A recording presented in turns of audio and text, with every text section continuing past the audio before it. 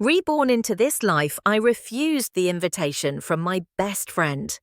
In the middle of the night, I downed 2 bottles of wine and drove straight onto the highway. When the traffic police stopped my car, I immediately blew into the breathalyzer, smiling brightly as I stepped into the police car.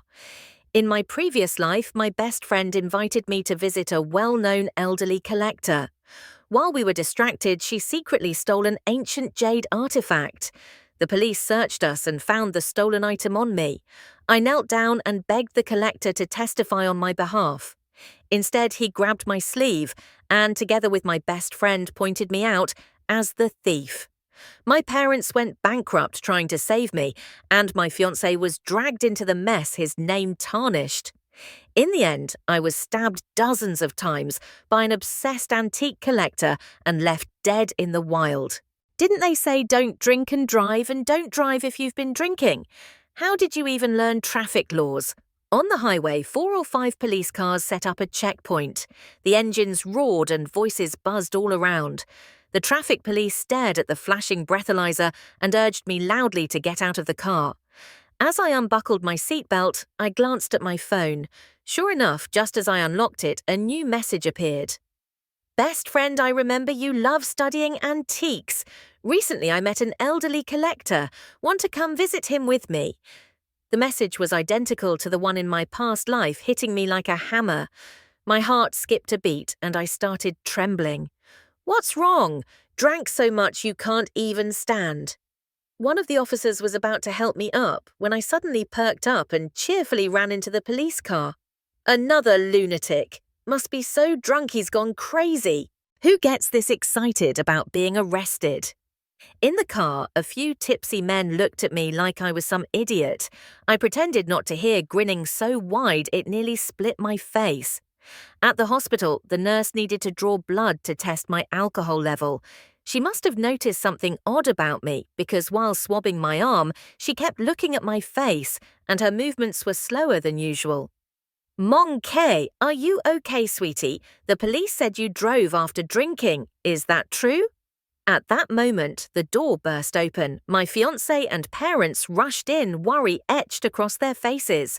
What are you doing? You're not supposed to enter before the test is done. We're here for Lee Monkey. If there's a problem, come at us. Don't scare our child. My father immediately shielded me while my mother and fiancé hurried to my side, eyes full of concern. Seeing their familiar faces, my nose stung. Thankfully, I still had a chance to make things right.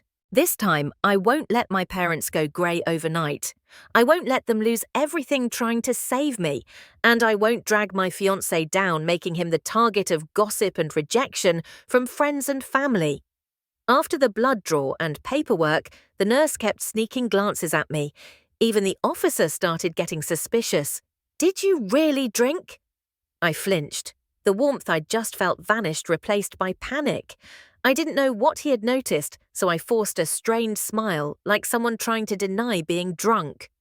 Ha ha, of course I didn't drink. I have no idea why the machine read it that way. Luckily, he didn't press further, just nodded, and moved on to check someone else. I let out a long breath, my heart pounding wildly. Just then, my phone buzzed again. A new voice message from my best friend popped up in WeChat. Fell asleep? Why aren't you replying? I've already set up the visit with the collector. 9:00 a.m. tomorrow, don't be late. In my previous life, early the next morning after receiving that message, she took me to the collector's mansion, not long after she disappeared. Around noon, just as I walked back to my street, I saw the whole house sealed off by police. It was her. She was the one who stole Mr. Tao's jade bracelet. Before I could figure out what was happening, she jumped out of a police car and grabbed me. She's the one who stole the national treasure. Look at her, doesn't look like anything good. That bracelet belonged to an empress of the Tang dynasty. Priceless. She's insanely greedy. Someone like her should just die and free up space. The accusations from all around made me feel more and more uneasy. Something was terribly wrong. In my panic, I spotted the elderly collector in the crowd and immediately dropped to my knees, banging my head on the ground as I begged him to prove my innocence. I couldn't believe it. The same elderly man who had just warmly welcomed me into his home was now glaring furiously, grabbing my sleeve as he shouted, "Shameless thief, you even dared steal the national treasure I was preparing to donate to the museum. I let you into my house out of kindness, and this is how you repay me." My best friend and the collector joined forces to accuse me. The sudden appearance of the bracelet in my bag rendered every word of my defense meaningless. My family and fiancé were ruined because of me becoming a laughingstock to the world. And me, the night before I was to be sentenced, I was brutally stabbed dozens of times by a crazed antique fanatic. My corpse was left mutilated beyond recognition. The blood and tears of my past life left a scar so deep that it etched itself into my soul, fueling an unquenchable hatred every minute, every second. In this life, I deliberately stayed in front of surveillance cameras. I used video recordings and blood test results as double proof. Let's see who dares to falsely accuse me now. After the blood draw, I rested on a hard hospital bench. Though cold and uncomfortable, I felt an odd sense of peace. When I woke up, the nurse informed me, "Your blood alcohol level wasn't high enough to be considered a violation." The traffic police allowed me to leave. I checked my phone, it was already noon. Perfect timing. I had narrowly avoided the exact moment in my previous life when my best friend framed me. To ensure absolute safety, I shamelessly claimed my car was still impounded and pleaded with the officer to give me a ride home. As soon as I stepped off the motorcycle, several plainclothes officers who had been hiding near my building rushed over to surround me. My best friend led the charge, tears and snot running down her face as she clutched my hand tightly. "Monke, Monke, we agreed this morning it was just a visit. How could you steal something?" I froze, eyes wide in shock. Even the officer beside me looked stunned. From last night until now, I had been at the hospital the whole time, and yet she still managed to push all the blame onto me. I frowned and spoke in a cold voice. "Last night I was suspected of drunk driving, and I've been—" Before I could finish, she cut me off, growing more emotional by the second. "Drunk driving. Oh my God, Monkey, what the hell have you done? Drinking isn't an excuse to steal a national treasure." The curious crowd grew larger. Her dramatic words stirred them up, and murmurs of anger began to ripple through the group. My explanation was drowned in the chaos. In less than a minute, I was shoved and jostled, hit repeatedly. Slaps and punches landed all over me. My arms were covered in deep purple bruises. A nearby police officer finally noticed the situation was spiraling out of control. He quickly stepped in to break up the crowd.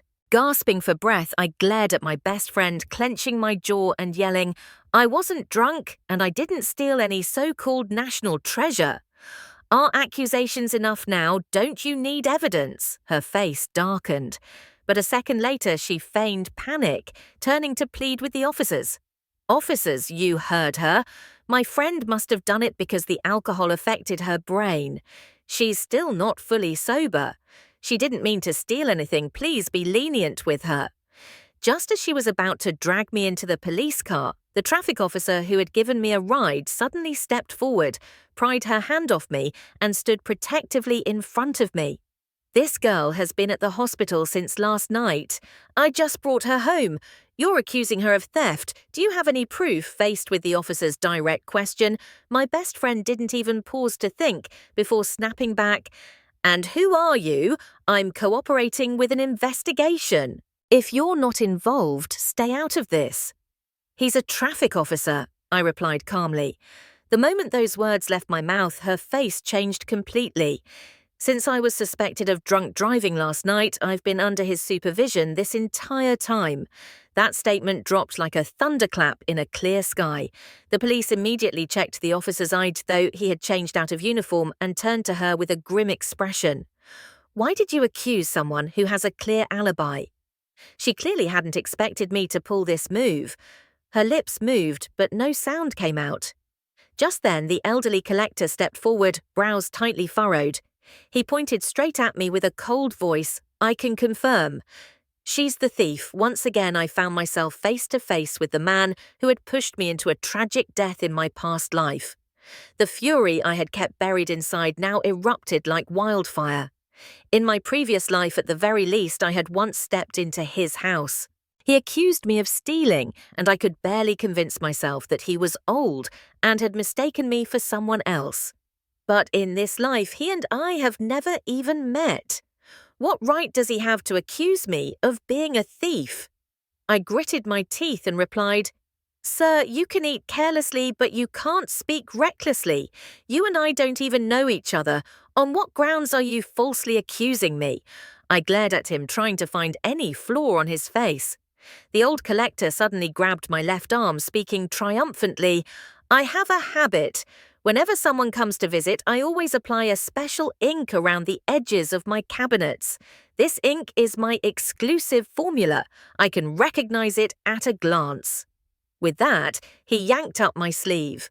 A dark brown stain immediately appeared before everyone's eyes. Not only were the surrounding people stunned, but even I was so shocked I couldn't speak. In this life, I had clearly never set foot in the old collector's house. I had clearly checked my clothes thoroughly before going home. Why did that ink stain still appear? You used to steal petty things fine, but today you not only stole, but even bribed others to lie for you. How outrageous! My so-called best friend seized the opportunity to tear me down, her malicious gaze completely unhidden. Then she took a laptop out of her backpack, saying there was surveillance footage to submit as evidence. In the video, exactly at 9:30 this morning, a short-haired girl was seen entering the collector's residence with my friend. Not only was the figure and clothing identical to mine, but even the position of the hair clip on her head matched exactly. The crowd immediately erupted. If it's not her, then who else could it be? Even if the face isn't clear, one look and you can tell. This kind of person is truly bold, not even afraid of cameras. Kids these days are way too daring, needs at least 10 years in prison to teach them a lesson. Countless curses rained down on me. Someone suddenly kicked the back of my leg hard, the pain nearly knocking me unconscious. I gritted my teeth and shouted in fury, "I also have video evidence." I looked at the traffic police officer. He immediately understood and walked over to retrieve the body cam from his motorcycle. My documents had already been verified and could not be forged. My discharge from the hospital earlier had been recorded by the camera, and the medical records which could serve as alibi evidence. The two video clips pointed to two completely contradictory truths. This time, not only were the people stunned, but even the police and the old collector were dumbfounded. One officer immediately contacted the traffic team and the hospital investigate her whereabouts from last night to this morning. The old collector muttered, "Impossible. I couldn't have mistaken the ink stain." Under the scrutinizing gazes of the crowd, my best friend could no longer maintain her fake gentleness. She clenched her teeth and glared at me with hatred. I smiled, not bothering to hide my sarcasm, and asked, "Once the police confirm everything and I'm cleared of all charges, you'll be very disappointed, right?" Unbelievable! Hearing that, my friend suddenly let out a cold laugh. "What are you saying? We're good friends. If you really didn't steal it, of course I'd be happy." Before she even finished speaking, she suddenly struck. Her movements were so fast no one could react. She pinned me down the other hand, reaching into my waist bag. With a rip, the zipper was torn open. She screamed, "Officer, the national treasure is in her bag. Restrain her now." But before she could finish the sentence, her voice suddenly choked. She stared at me in disbelief. "You! How dare you!" I lowered my eyes and met her furious, near-exploding glare, slowly curling my lips into a smile. "Oh, what's wrong?" Disappointed, my friend broke out in a cold sweat. Her hand pressed on me, didn't dare to move. The old collector impatiently urged Miss Vuong, "Didn't you say the jade bracelet was on this girl? Take it out." The crowd also urged in unison, "Take it out. What are you waiting for? If the national treasure gets damaged, neither of you can bear the responsibility. Our cameras are all set up. Are you still not going to take it out?" My friend's face turned deathly pale. After a brief hesitation, she abruptly withdrew her hand, which was still trembling. Under hundreds of eyes and surveillance cameras, she nervously avoided everyone's gaze and muttered, I touched the wrong place. The jade bracelet is not on her." The police officers' faces darkened immediately. The officer who had been making calls sighed and turned to my friend Wong Din. "You were the first to point out Lee Mong-kei as the thief. The Lai family's house has already been searched. The surveillance footage has also been reviewed. None of the evidence matches." Furthermore, he folded his phone eyes sharp as blades as he stared directly at her, pressing, "Just now, Lai Mong-kei's bag hadn't even been opened. How could you be so sure the jade bracelet was inside?" My best friend's eyes flashed with panic, unable to meet anyone's gaze. She stammered, "I saw it with my own eyes." She hid the jade bracelet in her bag. "I don't understand why it's not there now." Standing next to her, I almost burst out laughing. How could she have guessed that? From the moment she hugged me, I had already been on guard. In my previous life, it was right after that hug that the strange jade bracelet appeared on me, and I was caught red-handed by the police. Thinking it over, hiding the bracelet in her sleeve and then secretly transferring it to me was her only option. So just now, when she reached into my bag, I immediately grabbed her sleeve. If it weren't for the fear of breaking the bracelet and the fact that she pulled her hand back too quickly, I would have been able to catch both her and the evidence right then and there. Not long after, someone from the hospital that the police had contacted arrived. It was the nurse who had drawn my blood the previous night. After looking closely at me, she confirmed, "That's right. This girl stayed in the hospital all night and only left this afternoon. I even brought her blood test results with me." When the nurse handed over the official document with the hospital stamp, the crowd grew noisy again. Could it be the surveillance footage? "At Mr. Tao's house is fake. Even if the footage is fake, would Mr. Tao really accuse someone falsely? Mr. Tao is a big name in the antiques world, incredibly reputable. How could he lie?" People argued back and forth, then suddenly all turned to me. "This girl must have bribed the hospital to forge the documents. That's right, it's this thief who pulled some tricks." The nurse and I were pushed around by hands reaching in from the crowd. Someone even threw a soda can at my head. The police rushed over, shielding and protecting us. Before order could be restored, chaos suddenly erupted again on the other side of the crowd. The old collector grabbed a girl, trying to squeeze in for a look, and shouted furiously, "You definitely hid the bracelet! Where did you stash my treasure?" His angry voice left everyone, including me, stunned. Faces all around turned confused and puzzled. The girl he grabbed turned red with rage and snapped back, "I was just passing by. What are you accusing me of stealing? Are you crazy?" The old man glanced down at her sleeve, then suddenly blushed with embarrassment. He gave an awkward chuckle. "Sorry, miss. I saw your short hair and white shirt and thought you were that thief." A flash of realization struck me, and a bold thought formed in my mind. I cautiously asked, "Could it be you have facial recognition issues?" The old collector nodded without hesitation. "Yes, I do. Oh, you're also wearing white. Let me see your sleeve." At that moment, all of the old collector's accusations lost their weight. No one had expected something like this. The atmosphere fell into sudden silence. One of the officers spoke up. "If the thief is the one who visited Mr. Tao with Wong Din, then she must know the real identity of that person. We'll take her to the station for questioning." The police called out my best friend's name, but she was nowhere to be found. Only then did we realize at some point she had slipped away unnoticed. Once the charges were cleared, I finally felt a sense of relief. That evening, my fiancé and I went out for dinner. A gentle, sweet atmosphere surrounded us. In moments of peace like this, I wished I could stay forever. Only after experiencing suffering does one understand sweetness. After the pain and helplessness of my previous life, I now treasured every good thing even more. "Monkey, was there some big event near your house this afternoon? I heard a few co-workers talking about it, but I didn't catch the details." He asked casually just as we finished our appetizers. I hadn't yet answered when a man at the next table overheard and chimed in, "What a coincidence. Your girlfriend's name is Mong Ki, K too. That's the same name as that girl flaunting her wealth who's blowing up online, the one showing off stolen goods." My fiancé frowned, looking confused. "What do you mean? Haven't you seen the trending videos on the apps? There's a girl named Lee Monkey who posted a clip showing off a white mutton fat jade bracelet titled $1 billion Bracelet Girl. She's all over the place now." My heart pounded. I didn't have time to explain. Grabbing my phone, I rushed outside to the quiet rooftop. I stared at the screen without blinking. "Hi everyone, I'm Lei Monkey. Today I'm going to show you the white mutton fat jade bracelet I just got. Heh. They say it used to belong to a Tang Dynasty empress. In the video, the girl looked exactly like me. Even the voice was a perfect match.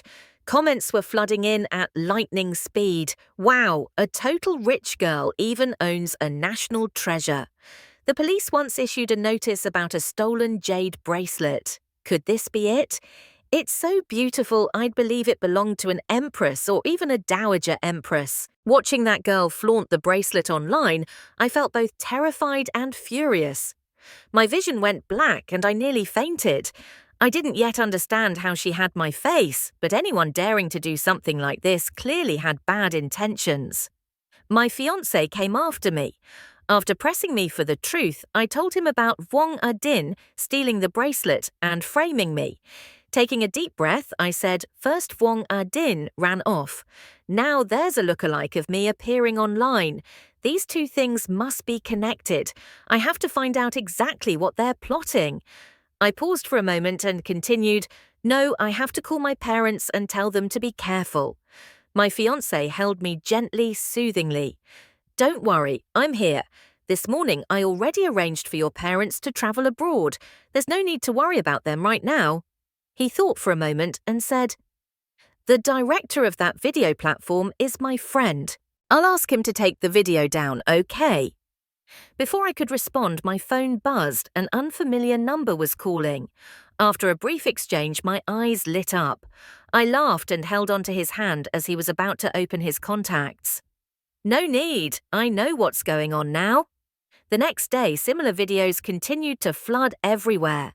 Some people traced the username and posting location to find my social media accounts. Compliments, insults, harassing messages, and threats flooded my private inbox. My photos were spread all over the internet. The case of the stolen national treasure was dug up again. She lived near my neighborhood, and it was said that she had once been summoned by the police on suspicion of stealing a national treasure. Stealing a national treasure. Just look at that fox-like face, obviously up to no good. Reported to the police. Hope she gets the death sentence. In the afternoon, the impersonator began live streaming to clarify. Each session drew thousands of viewers. The police called me to ask about the live broadcast. I gave them an account name, told them to investigate immediately, and hung up, turning on my computer to watch the live stream. Coincidentally, just as I opened the live stream room, the girl with a face identical to mine was also live. Viewers poured in, flooding the chat with question marks. Am I seeing double? Why are there two girls showing the same bracelet on live stream at the same time? Behind the camera, my fiancé looked at me and shook his head.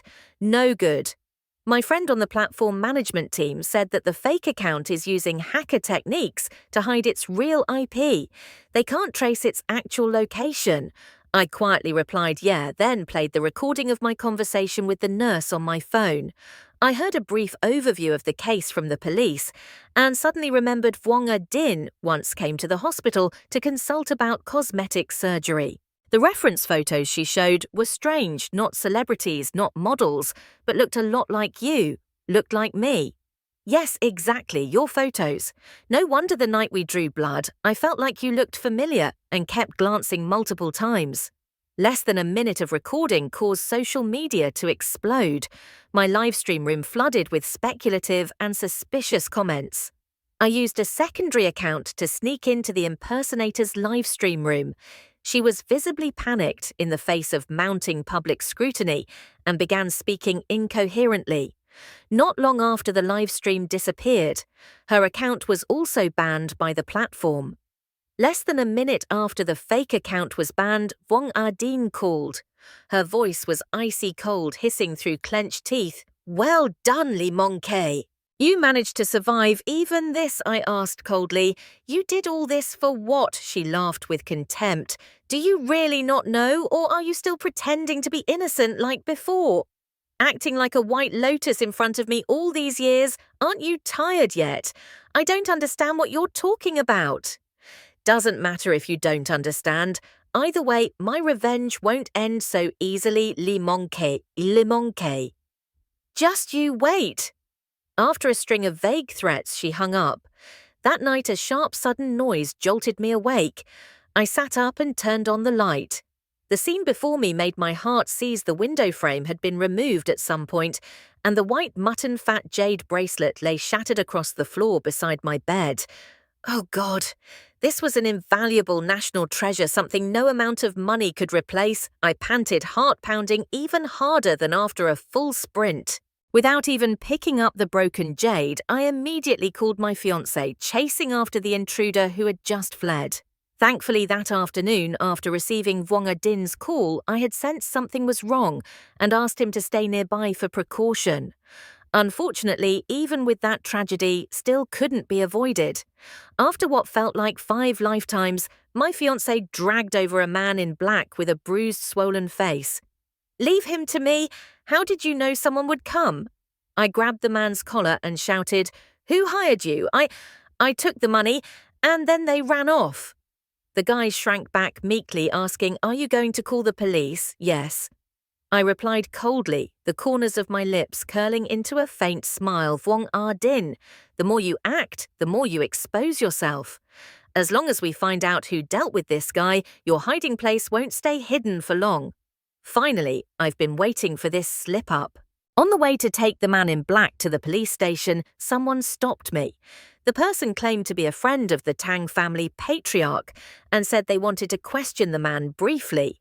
I figured the old Tang patriarch must be eager to find Wong Ardeen too, so I nodded and handed the man over. I hadn't slept even 2 hours before being woken up in the middle of a dream. My head was spinning and I held it in place.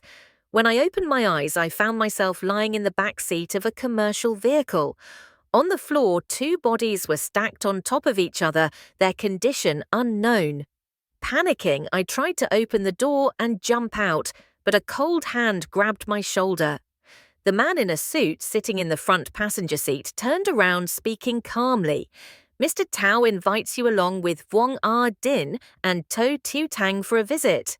Don't panic, Mr. Tao is the Tang patriarch." Still half asleep, my mind was clouded. I could only think, haven't I already been cleared?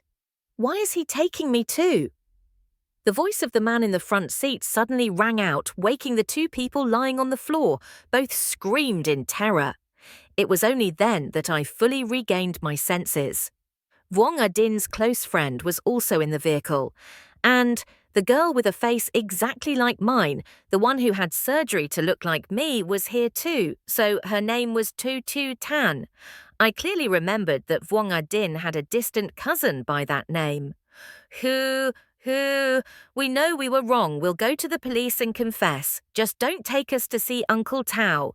Sis, didn't you say we'd only play this role for a few days? What's happening now?" The 2 female voices sobbed and begged the driver and the man in the front seat for mercy, but the 2 men paid them no attention. At that moment, Wong Ardeen's eyes widened in shock when she saw me. She thrashed wildly, crying and pleading, "Mong-kei, we're best friends. Hurry, untie me, save me." "That's right, she always said you 2 were soulmates. Mong-kei, please save us." Hearing this, I immediately understood the Tang patriarch's intention in capturing all 3 of us. Without a word, I ruthlessly kicked the 2 hypocritical sisters several times. Where was that friendship when they were framing me? Now that they're exposed, they want to beg for mercy. Save that for the devil. Ah, the two screamed in pain, crying and calling me heartless. The vehicle finally stopped in front of a secluded villa deep in the suburbs. Vuong Din and To Tiu Tang were dragged out by the driver, one in each hand, like livestock. As for me, I was politely invited in by the man in the front seat. Inside the villa was lavishly decorated. The Tang patriarch sat alone on a chair leisurely making tea. When he saw us enter, he simply raised a hand toward me. "Miss Lai, my apologies. I was deceived by that girl Vuong Din and nearly sent you to prison. Today I've gathered everyone here to put an end to this. From now on, there are no outsiders among us." The Tang patriarch had shed his rough exterior, now radiating an aura of power that made people instinctively fearful. I wasn't surprised a man who could amass such wealth and reputation in the world of antiques couldn't possibly be ordinary. I thought of the white mutton fat jade bracelet that had been broken and said, "The jade bracelet you treasured most is still at my house. But those two broke it. I'll bring it tomorrow to see if it can be restored." The Tang patriarch waved his hand casually. "No need. That was just a replica. If Vuong Din still wants to live, she wouldn't dare destroy the real one." He stared intently at the two trembling girls. The driver next to him reported the girl in green is Vuong Din, the one in white is To Tiu Tang. To Tiu Tang, the one with my face, instantly panicked and screamed, "No, I'm not. To Tiu Tang, I'm Li Mong Ki." "You've got the wrong person." Smack! A powerful kick from the driver knocked her to the ground, blood streaming from her nose. Vuong Din paid no attention to her cousin's miserable state. She knelt down, tears streaming, kowtowing repeatedly in front of the Tang patriarch, Uncle Tao. "I didn't mean to steal it. I just wanted to borrow the bracelet for a few days and return it. I didn't mean any harm." The Tang patriarch didn't bother listening. He picked up 2 bottles of ink from the tea table, his tone icy. "Stealing the bracelet I planned to donate to the museum, and using ink to stain someone else's clothes to trick me, I've never been toyed with like this in my life." He turned to the driver. "Take her away. Force her to drink both bottles of ink." The driver grinned, took the bottles, pried open Vuong Din's mouth, and poured them in. At first she struggled, but gradually she went limp. After drinking, she convulsed and collapsed motionless to the floor. What a pity! I was going to cut off whichever hand stole it. But now that she's lost her senses, might as well break both arms. The driver nodded and grabbed both her arms, snapping them with chilling cracks. I stood to the side, coldly observing. All these methods, though cruel, were still far too lenient for someone like Vuong Din, the one who pushed me into a tragic death in my previous life. No matter how much pain she had to endure, I felt no pity, only that it wasn't enough. I turned to look at To Tiu Tang. She was clearly terrified, shrinking and trembling. Sensing my gaze, she whimpered, her voice hoarse. "Monkey, sis, I know I was wrong. Please say something for me. Spare us. We'll turn ourselves in." "Turn yourselves in." The old Tang family man smiled when he heard that. "Of course you will, but not yet." Seeing the driver walking toward her, To Tiu Tang was so scared she wet herself. "No, it really wasn't my fault. My cousin tricked me. She said if I pretended to be you for a few days, she'd get my face fixed for free. She said this outfit matched your style, Monkey, so she made me wear it. Sob, sob. I just wanted to be prettier. I was tricked too. Please spare me." The stench hit my nose, almost making me vomit. I held it in, turned away, and refused to look at her pitiful face any longer. At dawn the next day, Vuong Din and To Tiu Tang were discovered by police at an abandoned field in the suburbs. They had been abused to the point of being unrecognizable. The police didn't dare touch them and immediately called an ambulance. I stood from afar, silently watching the whole process. Only after the ambulance left and the shadows of people and vehicles disappeared from sight did I turn and quietly walk away. Vuong Din too. Tiu Tang had conspired to steal a national treasure. Despite repeatedly denying the charges during their detention and trial, the evidence was clear with witnesses and material proof. In the end, they couldn't escape a prison sentence. On the day of the trial, I sat in the gallery. As soon as she saw me, Wong Adin became violently agitated. Ignoring the judge's shouts, she staggered toward me. "I hate you! It's all your fault!" The bailiffs immediately restrained her and dragged her back. Tu Tan, who was detained with her, showed visible disgust and backed away, unwilling even to let her sleeve brush against Wong Adin. Van Nam, my fiancé, held my hand tightly and gently reassured me. "Don't be afraid." "You evil woman, I was the one who loved Van Nam first 3 years ago, and you seduced him behind my back and even got engaged to him." "I hate you, I hate you." Vuong Adin screamed, completely losing her mind. Her bloodshot eyes glared at our clasped hands. All I saw in her eyes was jealousy and resentment, as if she wanted to burn everything down. Her words suddenly brought me back to the first time I met Van Nam 3 years ago. I had been introduced to him through mutual friends. As for Vuong Adin, she was merely tagging along for the meal as my best friend, just an outsider. In this relationship, she never had a place in the story between Van Nam and me, and yet she dared to accuse me of stealing him. I was shocked by such absurd and delusional thinking. Just because of that, just because of the man I loved, she was willing to throw away years of friendship, plan everything meticulously to harm me and push me to the brink of death. Thinking back to our childhood growing up together, my heart felt heavy. I sighed. In the end, I had simply misjudged the wrong person. As for Tu Tang, the week after the trial, I came across a post online by someone claiming to be her old classmate. The post talked about how Tu Tan had long been insecure about her appearance and included before and after photos of her plastic surgery. Thousands of comments poured in, cursing her. "Changing your face can't hide an ugly soul." There were also some expressing pity. Clearly her looks had been average but acceptable. It was her deep-seated inferiority that led her astray. A beautiful soul is the real beauty. Sacrificing your future for so-called perfection, is it worth it? That comment quickly received over 10,000 likes, hailed by many as the best summary of the post. After the storm had passed for some time, my parents returned from their overseas vacation. By then, the case of the stolen national treasure had mostly died down. They had only heard vague rumors and curiously asked me, "Sweetie, we heard the police once surrounded our house because of some theft case. Is it true?" I smiled and shook my head. How could that be? If we were really involved, would we still be sitting here peacefully? My mother laughed along. "That's good then." Van Nam, who just now had said my drunk driving incident was only a misunderstanding, also told my parents not to blame me. My father suggested, "Your mum and I got back just in time to see the museum putting up posters. Looks like they're preparing to exhibit a Tang Dynasty jade bracelet. Why don't we all go see it together?" "Of course." Van Nam was the first to respond enthusiastically. Then he turned to me, his handsome face full of gentleness and joy, as if silently congratulating me. We had weathered the storm and stepped into a new life.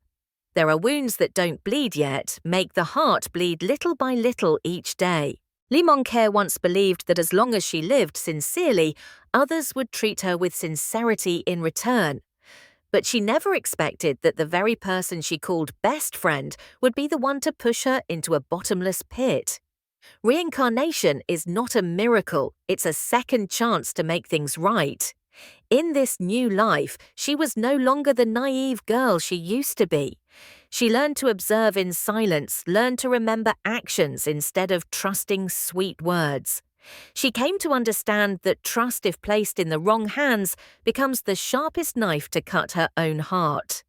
In the end, when the truth came to light, the wicked were punished, and the innocent restored their honor, she didn't feel joy, nor did she feel satisfaction, because she knew the pain that once existed would forever remain etched in her heart. Life taught her this. To survive, you cannot be naive. To live rightly, you must stay clear-headed. And to live well, you absolutely must see people for who they truly are. Because Sometimes the one who stabs you the deepest is the very person who once walked beside you, laughing the brightest. Thank you for watching Ken's Stories. I hope you enjoyed a relaxing and captivating storytelling experience. If you liked the video, don't forget to like and subscribe. Your support gives me the motivation to create more amazing content.